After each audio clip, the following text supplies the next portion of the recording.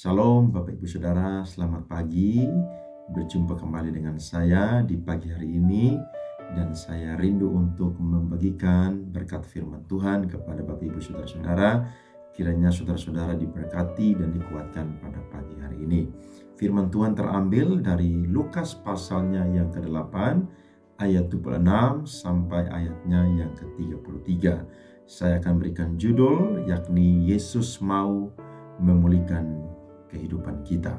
Firman Tuhan berkata, lalu mendaratlah Yesus dan murid-muridnya di tanah orang Gerasa yang terletak di seberang Galilea. Setelah Yesus naik ke darat, datanglah seorang laki-laki dari kota itu menemui dia.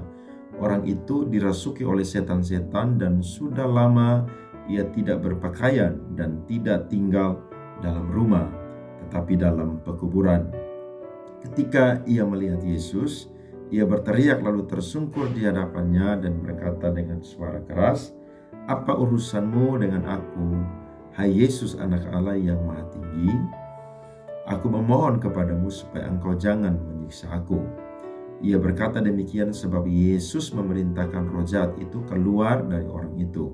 Karena sering roh itu menyeret-nyeret dia, maka untuk menjaganya ia dirantai dan dibelenggu. Tetapi ia memutuskan segala pengikat itu dan ia dihalau oleh setan itu ke tempat-tempat yang sunyi. Dan Yesus bertanya kepadanya, "Siapakah namamu?" Jawabnya, "Legion," karena ia kerasukan banyak setan. Lalu setan-setan itu memohon kepada Yesus supaya ia jangan memerintahkan mereka masuk ke dalam jurang maut. Adalah di sana sejumlah besar babi sedang mencari makan di lereng gunung. Lalu setan-setan itu meminta kepada Yesus untuk memperkenankan mereka memasuki babi-babi itu. Yesus mengabulkan permintaan mereka. Lalu keluarlah setan-setan itu dari orang itu dan memasuki babi-babi itu. Kawanan babi itu terjun dari tepi jurang ke dalam danau lalu mati lemas. Bapak Ibu, saudara-saudara yang dikasihi oleh Tuhan Yesus Kristus, ketika kita membaca firman Tuhan tadi, maka ada sebuah hati yang penuh dengan belas kasihan dari Yesus, di mana Yesus dalam perjalanannya tidak sembarangan untuk ada di satu tempat, baik itu satu kota maupun juga ada di satu desa.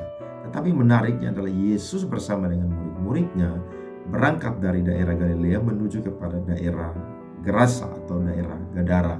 Saya percaya bahwa Yesus tanpa diberitahukan oleh satu manusia pun, Yesus sudah tahu bahwa di Gerasa ada seseorang yang sedang mengalami sakit yang sangat luar biasa. Sakitnya adalah dia dirasuk oleh setan sehingga dia tidak tinggal di rumah, tetapi dia tinggal di dalam pekuburan atau di komplek pekuburan. Bahkan juga dia diikat dengan rantai, tapi dia memutuskan segalanya. Bahkan juga dia pun juga selalu dirasuki oleh iblis sehingga hidupnya sangat-sangat menderita. Saya yakin dan percaya Yesus yang kita sembah adalah Yesus yang punya belas kasihan. Nah, ketika Yesus mendarat, maka iblis melihat bahwa Yesus dan murid-muridnya datang untuk menjumpai orang yang dirasuk oleh roh setan atau legion tersebut. Saudara-saudara, legion adalah nama iblis yang merasuki orang ini. Dan ada penafsir yang berkata bahwa jumlah dari satu legion itu adalah 6.000 setan. Saudara bisa bayangkan ada 6.000 setan yang merasuk orang yang menderita ini. Betapa sengsaranya dia, betapa susahnya dia. Jauh dari keluarga, jauh dari lingkungan, bahkan dia pun juga tidak dipedulikan oleh seorang pun. Tapi sekali lagi, Yesus adalah pribadi yang punya belas kasihan. Dan ketika iblis legion ini melihat Yesus, maka dia memohon untuk Yesus tidak mengirimkan setan-setan legion ini masuk ke jurang maut, tetapi mengizinkan mereka untuk masuk ke dalam babi-babi, dan biarlah mereka pun juga tidak binasa. Dari sini kita bisa belajar, saudara-saudara, mengapa Yesus mau untuk memulihkan kehidupan orang yang dirasuk oleh roh legion ini. Bahkan juga Yesus mau memulihkan kehidupan saya dan saudara. Yang pertama saya catat adalah karena hidup kita terlalu berharga di mata Kristus. Saudara percaya bahwa kita berharga di mata Tuhan? Sangat-sangat berharga. Alkitab mencatat ketika Tuhan menciptakan langit dan bumi, Tuhan berfirman maka semuanya jadi. Tapi ketika Tuhan mau menciptakan manusia, maka Allah Tritunggal, mereka berinisiatif, mereka bersepakat, bahkan mereka membentuk saya dan saudara dari tangan Allah Tritunggal. Dan setelah kita dibentuk, kita diberikan nafas kehidupan. Bukan hanya itu saudara-saudara, Efesus pasalnya yang kedua ayat yang ke-10 berkata bahwa kita ini diciptakan untuk melakukan perbuatan baik yang telah Allah sediakan pada mulanya. Ia mau supaya saya dan saudara hidup di dalamnya. Sungguh berharga saya dan saudara. Kalau hari ini ada saudara-saudara yang menderita, ada banyak masalah, pergumulan, tantangan kehidupan apapun itu, percayalah bahwa saya dan saudara berharga di mata Tuhan. Ada seorang anak muda, dia sungguh-sungguh merasakan hidupnya sangat-sangat punya beban persoalan yang sangat berat. Akhirnya pada satu hari dia mengambil keputusan untuk mau membunuh dirinya. Dia ingin lompat di satu jembatan yang tinggi dan ingin menyelesaikan kehidupannya. Tetapi ketika dalam perjalanan yang menuju kepada tempat di mana dia mau membunuh dirinya atau dia mau untuk menghabisi hidupnya, maka di situ pun juga ada seorang yang baru saja mau untuk membunuh dirinya, tetapi dia gagal untuk melakukan bunuh diri tersebut. Akhirnya anak muda ini dijamah oleh Tuhan dan Tuhan berkata kepadanya, engkau merasa engkau punya tantangan, beban, persoalan yang berat. Tapi lihatlah ada orang yang punya beban yang lebih berat daripada engkau. Tapi beruntungnya kamu punya saya, kamu punya Yesus. Dan saya pun juga begitu mengasihi engkau. Akhirnya dia sadar dan akhirnya hari ini dia cinta Tuhan. Dia sungguh-sungguh dengan Tuhan, melayani Tuhan. Saya yakin hidup saya dan saudara sangat-sangat berharga. Lebih berharga daripada jumlah babi-babi yang banyak tersebut.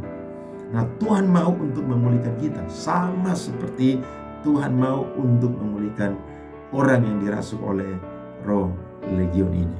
Yesus dan murid-muridnya tidak sembarangan datang di Gerasa, tapi mereka mau untuk melakukan satu mujizat yang luar biasa. Hanya demi satu orang ini, mereka rela menyeberang dari Galilea menuju ke Gerasa untuk mau membebaskan orang yang dibelenggu, dirasuk oleh roh setan tersebut. Alasan yang kedua adalah saudara-saudara, karena Yesus mau saya dan saudara dipulihkan dan menjadi saksi Injil. Saudara-saudara lihat ayat yang ke-39, Alkitab berkata, pulanglah ke rumahmu dan ceritakanlah segala sesuatu yang telah diperbuat Allah atasmu. Orang itu pun pergi mengelilingi seluruh kota dan memberitahukan segala apa yang telah diperbuat Yesus atas dirinya. Dia mau untuk mengikuti Yesus, menjadi murid Yesus, tetapi Yesus berpesan dan memerintahkan dia bahwa engkau tidak perlu mengikuti saya, tapi pulanglah ke kotamu, ke rumahmu, ke daerahmu, ke lingkunganmu, dan ceritakan apa yang engkau alami. Saya mau berkata, ketika saya dan saudara dipulihkan Tuhan, maka Tuhan punya tujuan yang luar biasa. Tuhan mau supaya saya dan saudara bisa menjadi saksi-saksinya. Penginjilan tidak berbicara tentang kehidupan orang lain, tapi penginjilan selalu berbicara tentang kehidupan saya dan saudara yang dipulihkan oleh Tuhan. Akhirnya orang ini pun juga pulang dan dia menceritakan apa yang Yesus perbuat. Dan hari itu pun juga dalam teks Injil yang lain ada begitu banyak orang yang mendengar dan mereka percaya kepada Tuhan Yesus Kristus. Saya percaya bahwa Tuhan punya rencana yang luar biasa dalam kehidupan kita, sebab dia mau memulihkan kita dan dia mau untuk menjadikan kita saksi-saksinya. Kalau hari ini ada saudara-saudara yang lemah, dengan firman Tuhan ini saudara dikuatkan. Kalau hari-hari ini ada saudara yang mungkin merasa tidak ada pertolongan pemulihan lagi, percaya ada pertolongan bagi saya dan saudara. Bahkan saudara yang merasa bahwa hidup saudara sudah selesai, saya mau bilang bahwa rencana Tuhan, pekerjaan Tuhan dalam kehidupan saya dan saudara masih terus berlanjut. Sebab Allah yang kita sembah adalah Allah yang berbelas kasihan, Allah yang mengasihi kita, Allah yang mau memulihkan kita. Jalani kehidupan ini. Kalau ada saudara-saudara yang lemah, percayalah ada firman Tuhan yang datang pada pagi hari ini yang menguatkan saya dan juga saudara. Saya mau doa buat saudara-saudara. Bapa, hamba doa buat saudara-saudaraku yang hari ini sedang mengalami pergumulan, tantangan. Mungkin ada yang sedang dibelenggu oleh roh jahat. Hamba berdoa, lepaskan mereka dari belenggu roh jahat, Bapa. Aku berdoa pemulihan terjadi, kesembuhan terjadi, kemenangan terjadi bagi anak-anak-Mu yang merindukan kemenangan pada hari ini, Tuhan. Dan hamba berdoa, biarlah kami semua ketika dipulihkan, kami mau untuk menjadi saksi Tuhan. Dimanapun kami berada, kami yakin dan percaya Injil harus diberitakan. Karena masih banyak orang yang belum mendengar Tuhan, bahkan belum percaya kepada Tuhan. Terima kasih, kiranya firman Tuhan di hari ini menghibur kami, menolong kami, dan menguatkan kami. Dalam nama Tuhan Yesus, haleluya. Amin. Selamat menjalani hari ini. Tuhan Yesus memberkati.